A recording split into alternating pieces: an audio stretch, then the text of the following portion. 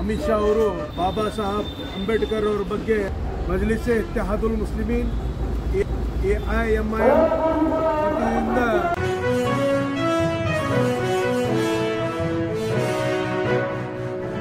ವತಿಯಿಂದ ಏನು ಮೊನ್ನೆ ಭಾರತ ಸರ್ಕಾರದ ಗೃಹ ಸಚಿವರು ಅಮಿತ್ ಶಾ ಅವರು ಬಾಬಾ ಸಾಹೇಬ್ ಅಂಬೇಡ್ಕರ್ ಅವರ ಬಗ್ಗೆ ಲೋಕಸಭೆಯಲ್ಲಿ ಮಾತಾಡಿದರು. ಅದರ ಬಗ್ಗೆ ಇವತ್ತು ಮಜ್ಲಿಸ್ ಇತ್ತಿಹಾದುಲ್ ಮುಸ್ಲಿಮೀನ್ AIMIM ವತಿಯಿಂದ ಪ್ರತಿಭಟನೆ ಹಮ್ಮಿಕೊಳ್ಳಲಾಗಿತ್ತು. ಈ ಅಮಿತ್ ಶಾ ಗೃಹ ಸಚಿವರು ಭಾರತ ಸರ್ಕಾರ ಅವರು ಡಾಕ್ಟರ್ ಬಾಬಾ ಸಾಹೇಬ್ ಅಂಬೇಡ್ಕರ್ ಅವರ ಬಗ್ಗೆ ಕೊಟ್ಟಿರುವ ಹೇಳಿಕೆಗೆ ಖಂಡನೆ ಮಾಡುವ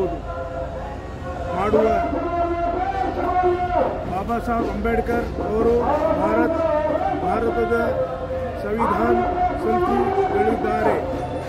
ಭಾರತದ ಸಂವಿಧಾನವನ್ನು ರಚನೆ ಮಾಡಿದ್ದಾರೆ.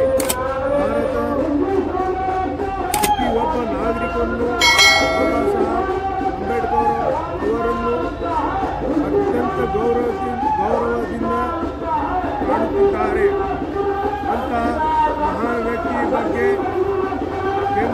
ಕೇಂದ್ರದ ಗೃಹ ಸಚಿವರಾದ ಅಮಿತ್ ಶಾ ಅವರು ಲೋಕಸಭೆಯಲ್ಲಿ ಅವಹೇಳನಕಾರಿ ಹೇಳಿಕೆ ಕೊಟ್ಟಿದ್ದಾರೆ. ಅದರಿಂದ ಭಾರತದ ಪ್ರತಿಯೊಬ್ಬ ನಾಗರಿಕರಿಗೆ ಅತ್ಯಂತ ನೋವು ಉಂಟಾಗಿದೆ. ಕಾರಣ ಕೇಂದ್ರ ಗೃಹ ಸಚಿವರಾದ ಅಮಿತ್ ಶಾ ಅವರ ಹೇಳಿಕೆಯನ್ನು All India Majlis Ittihadul Muslimeen AIMIM ಪಕ್ಷ ವತಿಯಿಂದ ಬಲವಾಗಿ ಖಂಡಿಸುತ್ತೇವೆ.